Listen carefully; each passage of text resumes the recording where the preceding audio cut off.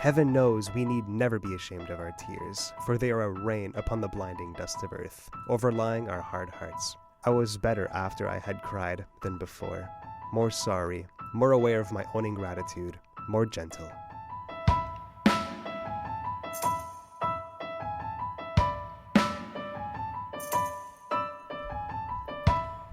You're listening to AMI Audiobook Review. I'm Jacob Szymanski. Ramia's away for this part of the show.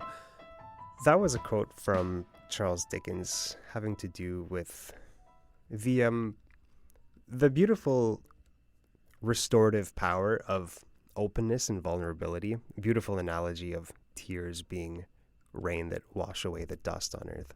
I thought that was really well done. Also, very weird sentence structure. That is actually how it's written. It's a bit hard to read, so whoever got to do the audiobook for that one had a tough job to do. And I'm bringing that quote up because today we're going to be getting to some of the answers we got to the question to the book club that we recently asked. What's the last book that made you cry? And what was it specifically about the passage that did it for you? Aamer is going to be joining us for that conversation. But first, CELA, the Center for Equitable Library Access, is an amazing service for the thousands of people in Canada that live with visual impairments or print disabilities. It has a massive library of titles in a number of different formats to suit anybody's needs. That said, there's always going to be titles that fall through the cracks, sometimes leaving us with no accessible way of reading the things we want to read. That's where PAL Reading Services comes in. Just submit a title that hasn't already been made into an audiobook, and one of their volunteer narrators will record it free of charge. Danielle, McLaughlin and Suzan Laube are longtime volunteers at PAL. Suzan, Danielle, welcome. Thank you. Thank you. So the way I described it, I just want to make sure, is that really how it works? Because that seems too good to be true. It's actually even better than that. Oh, wow. So, yes, what you said is true, that if things aren't available commercially or through Audible or through CELA, people just say, I need this book, they supply a copy, and it gets read. But there are circumstances where a book might be available on CELA, but it's synthetic voice, and some of our clients, to a very great extent, prefer human voice. All of PAL's recordings are human voiced. The second instance where it might come up is if a person owns a copy of a book that perhaps at a time when they were sighted that they enjoyed, and they'd like to read it again, having to purchase it again on Audible or getting a library copy from CELA is not something they want to do. So they can bring the copy that they own and we will record it for them. And then that's their book forever, just like the hard copy was.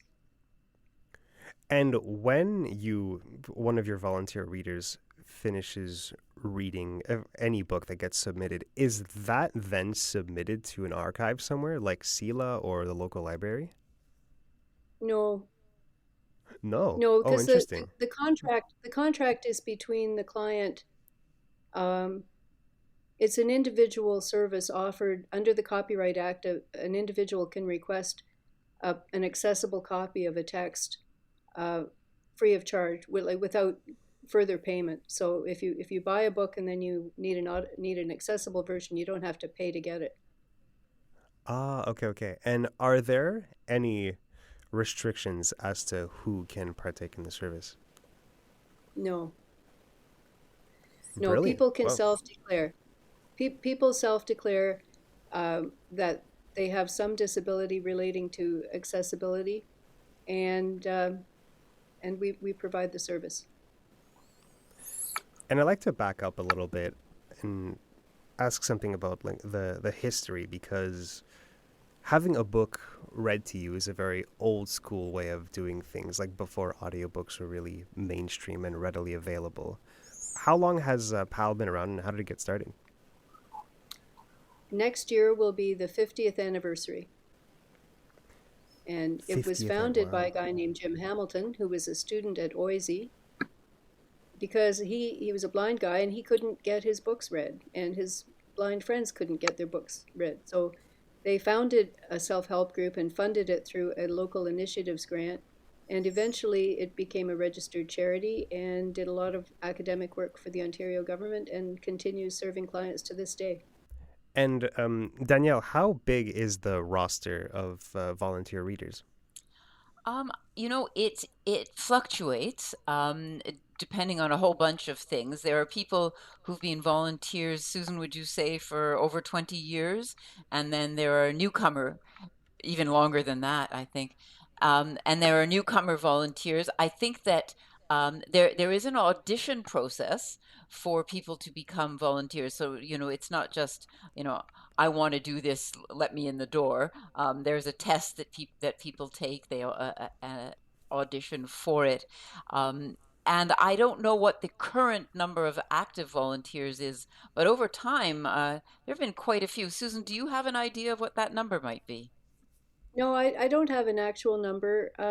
As you say, it does fluctuate, and we're still below the pre-COVID peaks, Right. but coming back. I think that more people would like to volunteer than there are spots for volunteers at the current moment. That doesn't mean that it will always be like this, but Yes. I happen to feel very fortunate that I auditioned at a time when volunteers were needed. So Yes. that's been Yeah. my great joy, may I say. And you're 5 years in now, right?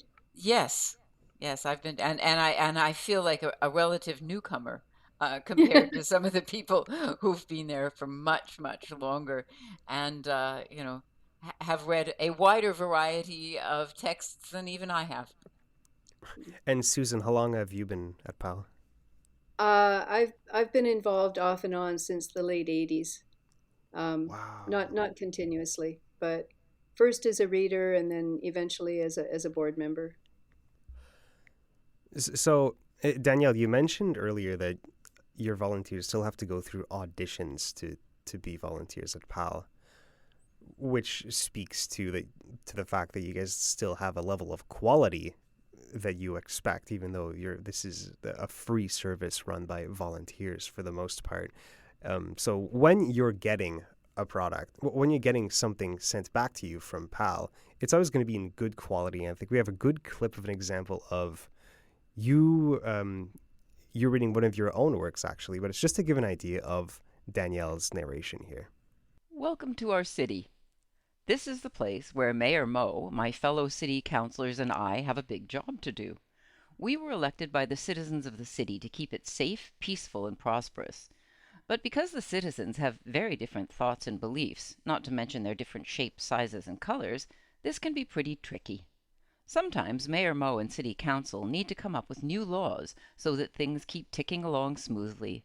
Or at least that's what we're trying to do. Instead, we often find ourselves in a pickle because we don't always agree about what's fair.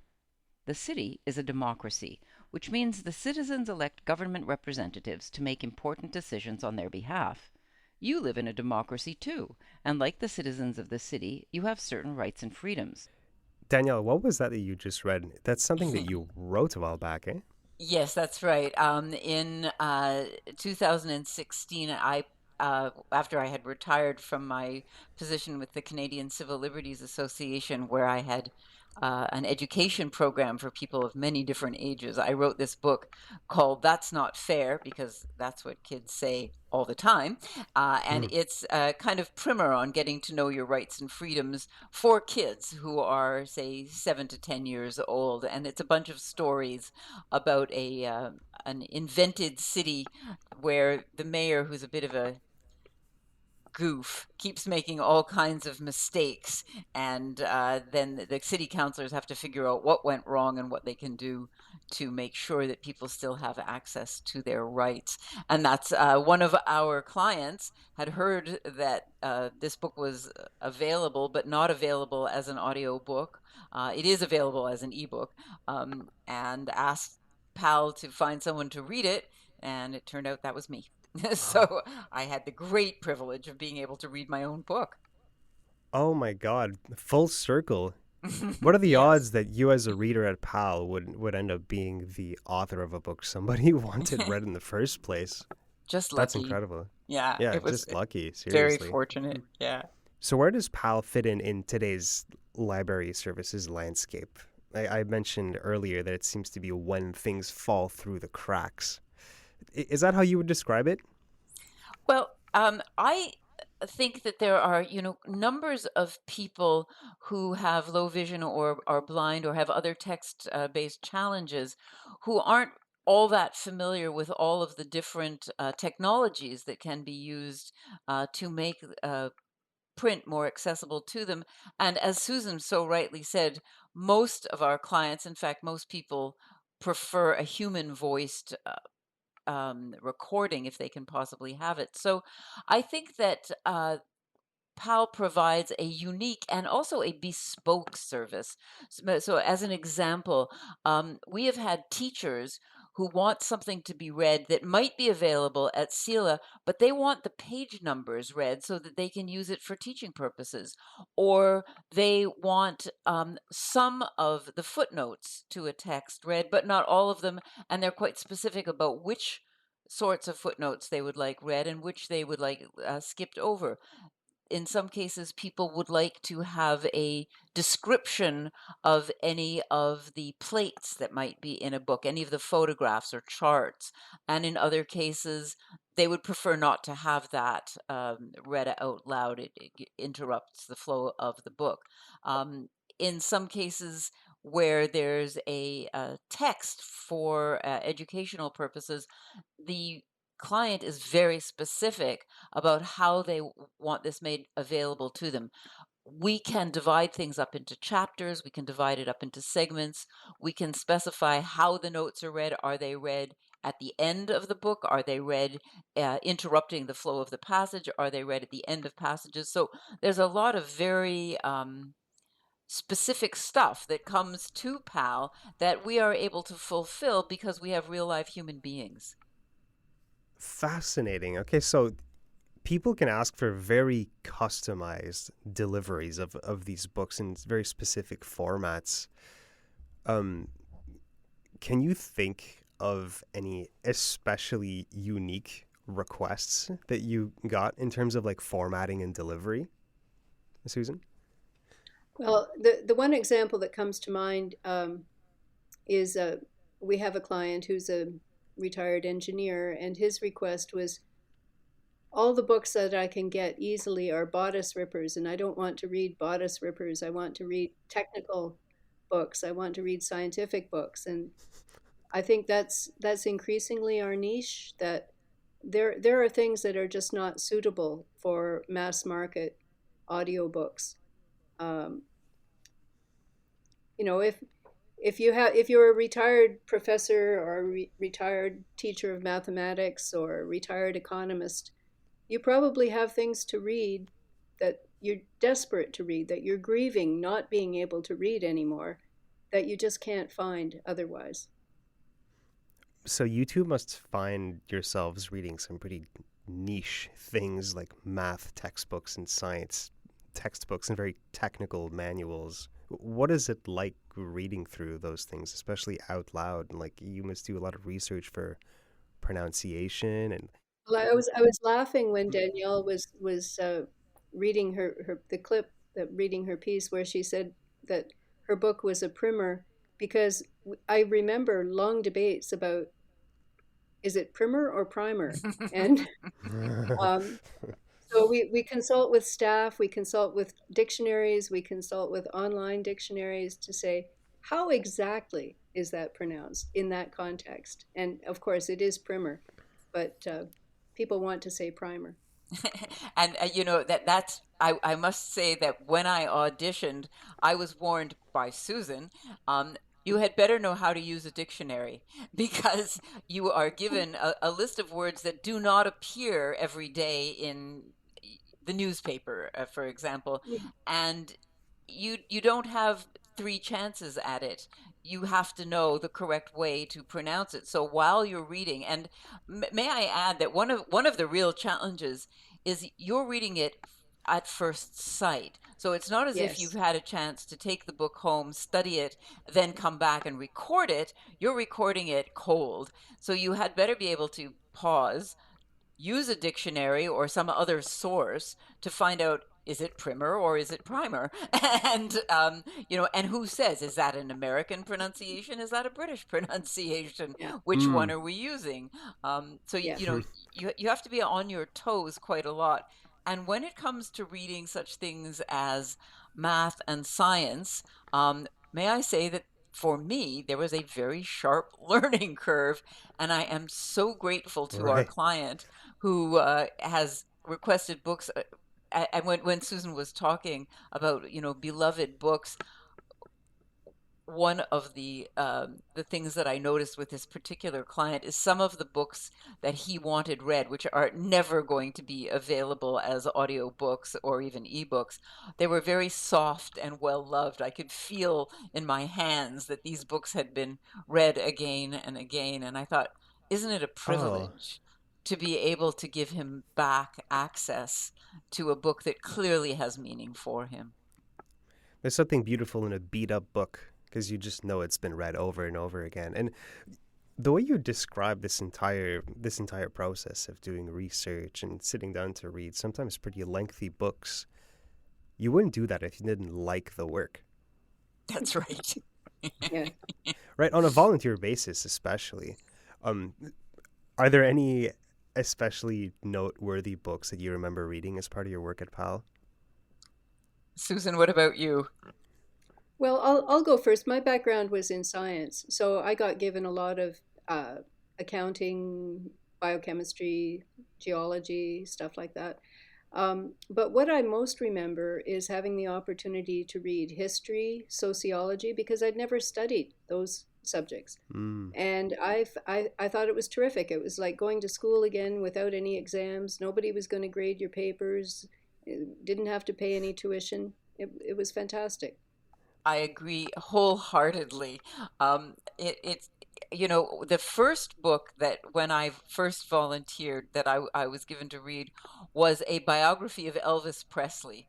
And I know that there are lots of people out there who are fans of Elvis Presley and have probably read everything there is to know about him.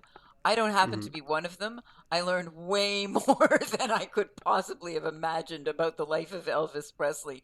Um, and after that, I believe I was given a math text and a novel after that that was written in mathematical formula largely. Um, and I am not a mathematician. Unlike Susan, I am not fluent in formulae. So boy, did I ever have a lot to learn.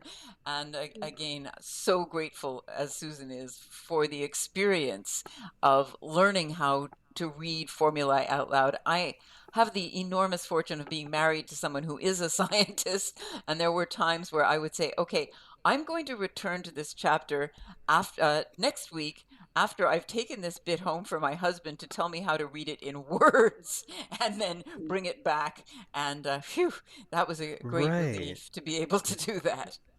Because if you're reading mathematical formulas, you can't say that like, it's very difficult to say that in words. You have to know the mathematical terms for things, right? Exactly.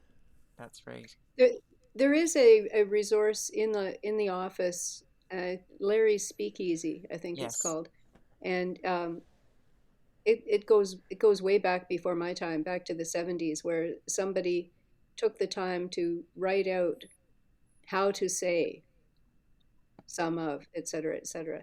Um, so that's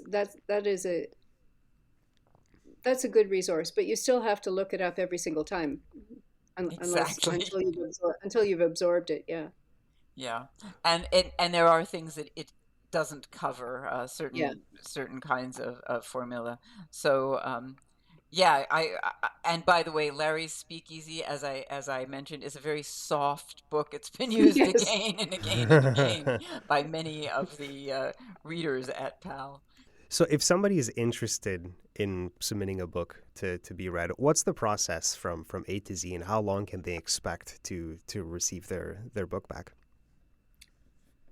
First step is to go to the website.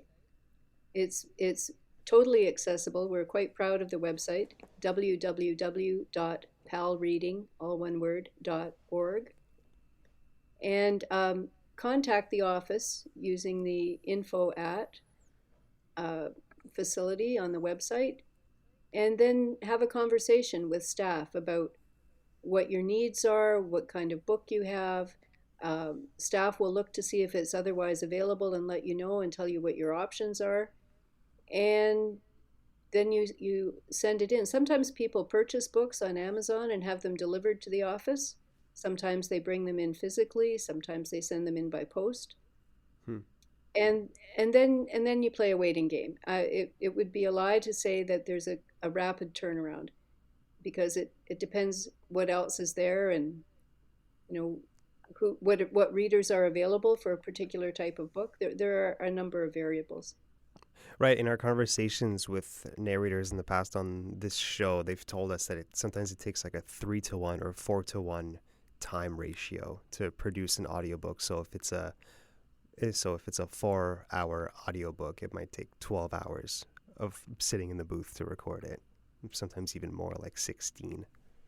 Yeah, I think that's fairly accurate. I know that if I'm the only person recording a book, and I'm only volunteering between 2 and 3 hours a week, it's going to take a while, depending on the length of the book. But you're right.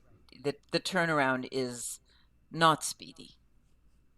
Well, speaking personally, like for you two, what do you get out of being a volunteer for PAL? It's like I said earlier, you clearly enjoy it, but like, what is it that you like about it? Well, I'll speak first, Suzan. Yeah. I have always loved reading aloud. I read aloud to my children till they told me to stop. Then I read aloud to my grandchildren, and now they're all old too. And it's just an opportunity to continue to do this. And also, I'm an avid reader, as I expect most of the volunteers are, and it gives me an opportunity to do something I love to do and feel good about the fact that I'm doing it for somebody else. And it's more, I think it's more selfish than it is altruistic.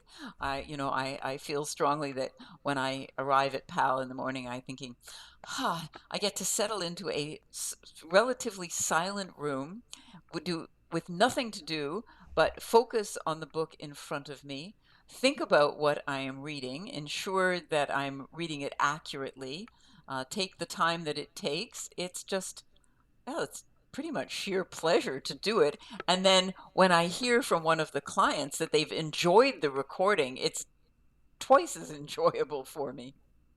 That's so wholesome. Suzan?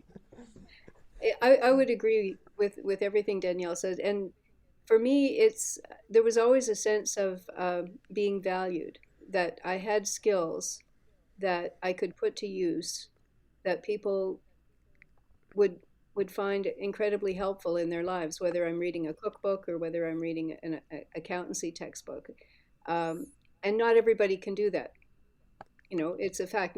Not everyone has the patience to pass the audition and use the dictionary. So we like to say that we don't edit, we don't censor, and we don't judge the books that people offer. We just read them. Yeah. Very straightforward. Yeah, and that's important, because if people are feeling shy about bringing something in that they really would like to have read to them, but for one reason or another they don't think it is up to whatever mark they think it should be, or that is not an issue. We have read a wide variety of things. I just when Suzan spoke about cookbooks, I have to say that I read an Indian cookbook and was so hungry by the time I finished my volunteer work and then I would try to remember the ingredients and see if I could pick them up on my way home. So you can see it's purely self-interest. Well, the volunteers surely get exposed to a lot of things that they would otherwise never have been exposed to all sorts of very niche titles and books, right? Everybody has their own interests, and it's when they submit books to you guys for you to read that you realize, like, oh, I didn't realize this is something worthy of writing a book about. Incredible. Yeah. Mm-hmm. So that's PAL Reading Services, PAL Reading Services, in case you're interested. After the break, we're going to be getting to our question to the book club. But Danielle, you actually answered this one already. But while we have you here, What's the last book that made you cry? Interestingly, the last book that made me cry was one I read for a client of PAL reading, and it was written by a mathematician, and it was about grief and geometry. And Huh. it was called The Geometry of Grief, actually. And it was really, it was incredibly sad, but also not, it wasn't just sad, it was also very brave. And it was written by a mathematician who is no longer teaching, because he has begun to develop some form of dementia. And he wrote the book as he was last able to do, but it's about many of the losses in his life and how he experienced it in terms of mathematics. So it had plenty of mathematical formulae, but it also expressed his own grief at the loss and how he dealt with the grief through terms that were geometrical. It was a very unusual book. Michael Frame, I believe, is the name of the author, and a fantastically unusual piece of work. That's a great name for someone who's really into Yes. geometry. But oh my god, that synopsis kind of breaks my brain. I can't even imagine how grief relates to geometry, but if you say that it brought you to tears, then clearly something was done right. Thank you so much for your contribution, and thank you so much for coming on and talking about PAL. That was Suzan Laube and Danielle McLaughlin of PAL Reading Services. After the break, Aamer is coming on. We're getting to our question to the book club. What's the last book that made you cry? I'm Jacob Szymanski. You're listening to AMI Audiobook Review. We'll be right back.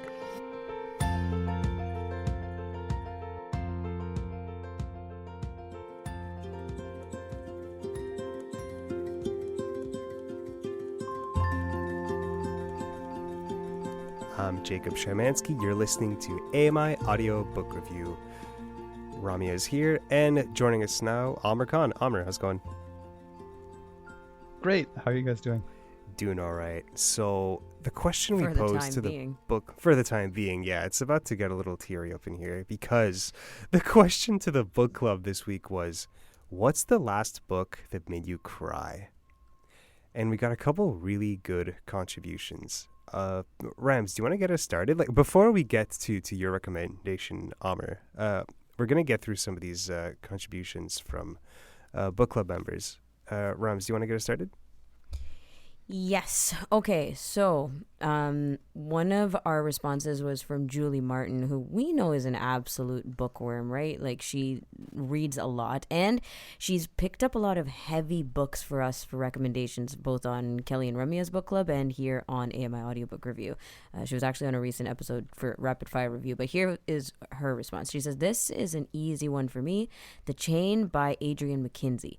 Remember back in the day when people brought chain letters, and if you didn't keep the chain going, it was bad luck. Now imagine you get a phone call from someone saying that they kidnapped your child, and the only way you can get her back is to kidnap another child and convince those parents to kidnap a child." And you see what I mean. The part that made me cry, and not just cry but actually do the ugly cry, was when a little 8-year-old girl wanted her stuffy that she slept with. And I immediately thought of my granddaughter, who doesn't go anywhere without her rag doll ever. Even thinking about it now makes me a little teary-eyed. Oh, it's making me a little teary-eyed. No, that's when you tie it with too. something very personal too. It Sometimes it's very is, something which is the specific best that way to triggers make it. someone cry. That is, yeah, but the chain letter piece with the chain kidnapping, Yeah. that's just insane. That's Devious. like a Yeah. Ponzi scheme with kidnapping children. Like it's It's Okay, a yeah, so if kidnapping you want to pyramid go scheme. cry about that one, it's Yeah. The Chain by Adrian McKinty. yeah. Reminds me of a movie that is coming out right now where they're planning on kidnapping a rich man's daughter, but she turns out to be a vampire, so they're actually trapped with her, not the other way around. Huh. Karen McGee also shared this with us. I might have already told you this story, but the first book that comes to mind, even though I read it many years ago, was The Notebook. I finished the book on a plane when I was flying from Ottawa to Boston, and was meeting some coworkers there. I got off the plane ugly crying. Full body sobs. My coworker was understandably worried about me when she saw me and asked me what was wrong. All I could say was, he loved her so much. While other books will bring tears to my eyes and make me emotional, I can't think of another book that I had that strong of a reaction to. Oh my lord, on a plane in public, that's Yeah. No, that's fair. different. You know what? You can't choose when and where it happens, guys. It's not just a private ugly cry. Sometimes it's pretty bad in public. But she mentioned The Notebook, so I'll mention A Walk to Remember, because same author, right? Nicholas Sparks. Yeah, and Walk to Remember. But it wasn't the book, though. It was the movie. To this day, I don't know. I've watched that movie countless times. And every time I cry, especially when the father and son hug it out after going so long with so many issues, that breaks me every time. I have read that book, and it is excellent. And you will cry for that Yes. one. Yeah, it's A Walk so to good. Remember. And although I am not a huge fan of Nicholas Sparks, as you both know, I think this is his best work that I have personally read. Yeah. Do you want to read the should we go next through one? another one? Yeah. Yeah. Okay, so Thalia Holmes, The Fault in Our Stars by John Green really got me. It's about two teenagers with cancer who fall in love, and it's just so beautifully tragic. The way it explores life, love, and mortality with such honesty and humor really touched my heart. And yeah, I admit, I had cried like a baby at the end. This is one I think a lot of people could agree on. The Fault in Our Stars, The Notebook, A Walk to Remember, My Sister's Keeper, like books that are just, blanket statement. It made me cry. But there's different levels of like what makes a book emotional. Like, I think it's kind of cheap when it's just when something bad happens, when really, really bad things happen and it's tragic. That'll be sad. I think the best times when it's emotional is when there's complexity to it, when there's layers to it, where it's not just like shallow, a bunch of bad things happen, like your lover dies. Like that's really sad. But I think it's like in The Fault in Our Stars, like there's a whole relationship built there, and it's not, and the death is like, it's foreseeable because the two people have cancer. It's like Shakespeare, right? Like the tragedies are going to be tragedies, but you take it for the ride. Yeah, and I think it's about building that connection with the audience as well, in terms of with the reader and that build up. I mean, even if you see it coming, it's about building that bond between the characters and the reader themselves, right? I mean, there's a book in the Elite series too. The title escapes me, but it's very much along the same lines as A Walk to Remember. And the book starts out with somebody who's terminal, who's being arranged marriage to this mobster. And the book starts with her, starting the day by beating pots and pans to wake the guy up after a hangover. And you're just like, well, this is, you're laughing at the beginning, and by the end you are, there's not a dry eye in the room. You're just bawling by the end of it. Yeah. So to do that takes some skill from an author in terms of building that bond from just being sort of strangers that you don't know and being thrown into a situation to actually building a story and an emotional connection. It's incredible that authors have the power to do that, to move people to tears just using words on a page. When you really think about it, especially when it's fictional characters, like these are not real people, but we really feel for them like they are. Making it personal for you, right? Sometimes it's not necessarily just someone's story. Of course, the story can be tragic, and when you think about anything, mortality, and knowing that the death is inevitable, or like as we pointed out in these examples, what do you call it? Terminal illnesses. It's going to get to that point that's sad, but on that journey, you'll hang on to something that feels personal, whether it be consciously or subconsciously. Something hits you. Like Julie pointed out her example, but we may not always find that example within us, but there's something, right, that has to be a tug. Aamer, what was I think you brought a book for us today that you thought was especially poignant for this conversation. I did. I was actually looking for a different book from our trivia last week or last time, which was Butterfly, which was a story of a Syrian refugee who got out of a boat to push it to get the people to safety. But unfortunately, it wasn't available on CELA in terms of human narration. It was synthetic. So I took a quick look at CBC has a list of 10 books about the refugee experience. and this one caught my eye. It's called Homes, A Refugee Story by Abu Bakr al-Rabeeah. It is also a Syrian refugee story, but it's an interesting one because number one, it's taking place very recently. It was published in 2018, and the author himself was in high school when this was published. So it's very much from a young man's perspective of being born in Iraq, then moving to Syria, then moving to Canada, and every step along the way is fraught with civil war, with violence, and it's all through this young man's eyes, which is really powerful. I mean, it's pretty much impossible to keep a dry eye in any chapter in this book. Interesting. So how old was the author when he wrote it? I didn't do the actual calculation, but he was still in high school. So wow. I think he was in about 2 years. So it was a collaboration between him and his teacher. He had actually sort of opened up to his teacher about wanting to tell his story, because that was something his cousins had told him to do when he left Syria, in terms of tell our story of Syria. And at the time he was like, well, how am I going to do that? And then he opened up to his teacher. So it was a collaboration between her and himself in terms of writing this. There's a pretty good afterwards section about how that collaboration happened and how it was sort of put together. But some really powerful statements throughout. I particularly enjoyed it because it really did a great job of balancing both the sort of logical pieces of what he was seeing, as well as religion from an Islamic perspective, without sort of diving into too far into either side. You shared with us an excerpt too here. I thought it was really nice. Life must always go on, Bakr. Death doesn't matter. Money doesn't matter.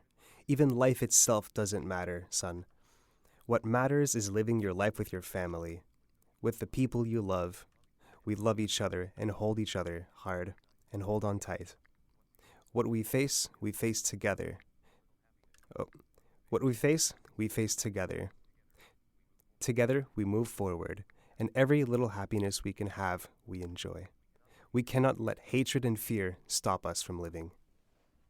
Do you know what the context for that excerpt is?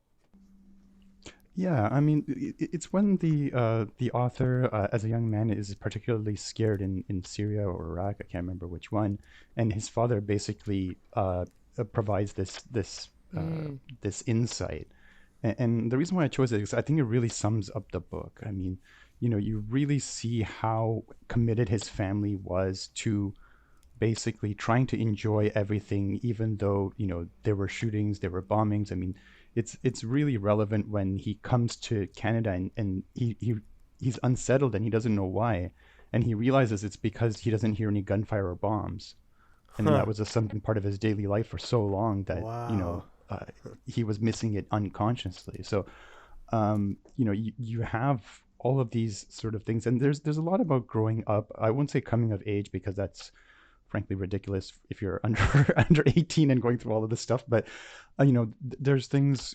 One particular thing which caught me for this book is when he's collecting shell casings in the streets. He's like 10 years old, and he's oh, these things are cool. And he's playing video games and things like that. So he's a young man and he thinks these are kind of cool. And then his father catches him playing with one, and you'd expect his father to sort of yell at him and do all this stuff, but he doesn't. And he just sits him down and says, "Do you know what that is?" And he's like, "Yeah, it's a shell casing. It's kind of cool." He says, "No, that means that somebody fired that thing, and it probably hurt somebody or killed somebody." And he sort of thinks about that. Yeah, and then like about a week later, he actually finds a whole bullet intact, and he thinks about what his father says, and finds a dumpster and makes sure that it goes to the bottom, because he doesn't want that to hurt anybody else. So, I mean, there's a lot of scenes, and there's a lot of thinking involved from a young man's perspective. I mean, typical sort of Syrian or Middle Eastern family. He's got 3 sisters, an elder brother. His cousins are somebody he grew up with. So there's a lot of that going on. It's interesting to me too how they were brought up too, because their father was Shia in terms of the sect of Islam, but he raised the children Sunni. And for those that don't know sort of the history of Iraq, I mean, Saddam Hussein was a Sunni ruler who was obviously ousted, I think in 2003. So it became a Shia majority. So the family also had to deal with being in different countries where they were being persecuted for different reasons, even though they tried to sort of outpace that. I guess if you have familiarity with this kind of book would hit you harder, right? In that sense, if you have familiarity with the history of Iraq or even connect. I don't think it's necessary to need it. I mean, I think that's the other part about this book. It's extremely easy to read and extremely digestible, but it gives you so much depth and color just in the way that it is narrated as well. The narration is amazing. I mean, you don't have to speak Arabic. You don't have to have a background in Islam. You don't have to have a background knowledge of Iraq or Syria. It's an incredibly short book. I think it's under 5 hours long. So I will be sort of I'll be choosing it for Aamer's evening book club for next month, just because I just think it's such a great example of a powerful book that doesn't have to be long. The narration is done sort of just right, so there's words that he explains, but it's part of the sort of coloring of the book in terms of he's Syrian and they use the word haywa a lot, which is sort of like an exclamation, but they explain what it is. So you really feel like you're part of his life, growing up and just being part of that whole experience rather than just being sort of a distant observer. That sounds beautiful. And what's the name of the book again for our listeners? So the book name is Homes, just like home, Homes, a refugee story. And it's sort of a play on words because the place in Syria he lived the longest was a place called Homs without an E, which was the site of civil war and an unrest for quite some time. But to be clear, the title has an E at the end. It's Homes. Yes, it is. Yeah, okay, gotcha. It's Homes. Yeah. Understood. And I think it's telling. I mean, the book is really about where he feels safe and where home is, right? I mean, Jacob, when was the last time you cried over a book? And I have to say, I'm a bit of a stonewall. It takes a lot, but this one, this one did it for me though. Things Fall Apart by Chinua Achebe, which I did bring up in a previous episode. It's about pre-colonial Nigeria and a little bit after colonialism, just the part before colonialism and the years after, and what led to what the cultural clash between the two. And it's specifically the ending that hit me, because during the entire book, Okonkwo, the main character, he's a big figure in one of the main clans, that he's constantly pushing back against the cultural shift and the changing of the times. And he's a complex character. There's a lot of things pulling him in every direction. But right near the end of the book, at this big gathering, there's a change of perspective for the first time, just for 2 pages, and it changes to the perspective of one of the missionaries, and he basically just says, "Oh, and while we were there was some crazy guy who tried to fight everyone, and he was clearly unwell." And that's all he said, kind of minimizing the complexity of the situation, of everything that he just went through. And it's just absolutely tragic, because you've been following Okonkwo for the entire story and seeing how he's been through this whole change and trying to keep his tribe traditional in his sense. But it's just the way it's written, especially, that it just gets me. Wow. Yeah, it's kind of like this, you said minimizing essentially, but it's like eliminating the story of him altogether. Oh, I was so mad. I was so mad, because it's just like, and there was this crazy guy just fighting everyone. It's to just minimize someone as just some crazy person. Yeah, kind of like what we do on social media these days, right? Like it's so incredible that frustration is what sent you, you know? Especially that the change of perspective was so unexpected. Mm-hmm. What about you, you're Rams? not ready for it.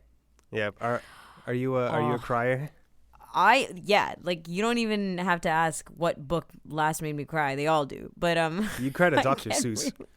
I get really emotional. I mean, if you didn't cry with The Push, I'd be very surprised. Yeah, I cried with the push. It's mostly out of fear and like Yeah, terror. that makes you cry for But any reason, really.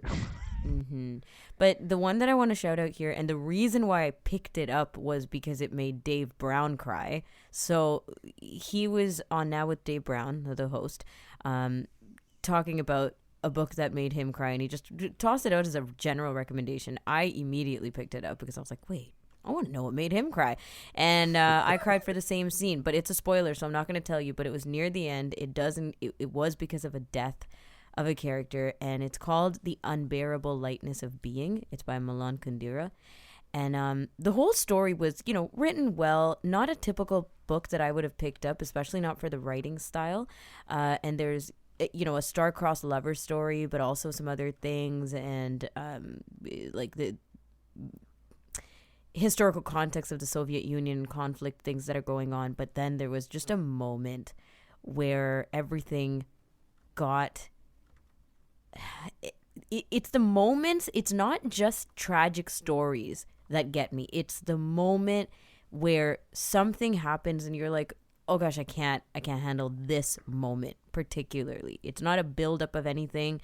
It's just something that was written in such a way that feels like you're going through it in real time with this person, with this being. And at that point, I'll tell you, and this is a spoiler, but it's Harry Potter, so who cares?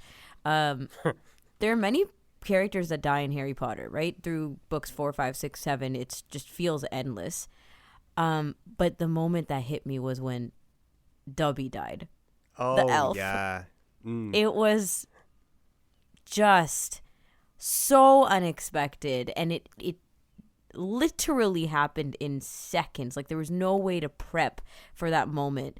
And it wasn't because of, like in the midst of war or conflict. That was a bigger picture scale. And that's what I'll use as the example to describe like what hits me for books. You talked about like those moments where you don't really expect them. It's just something clicks, right? And I think what clicks is there's a connection of multiple things that gets made in that moment. And it might link up things that happened in Harry Potter, like 7 books prior.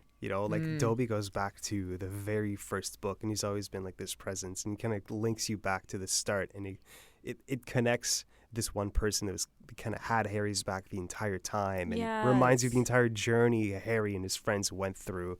And he's a happy guy you want to see around, right? I mean, he's so likable too. He's so likable, and it's somebody you want to keep hearing about. And no, he's gone, and you're like, and we know like everything that he's been through and how he got Harry's back, as you said, Jacob, because of that, right? Because of everything, and he's like so grateful and so adorable, and then literally. I think surprise is another one which can get you. I mean, I think it's the opposite. It doesn't make you cry, but you're just so shocked that you're not crying.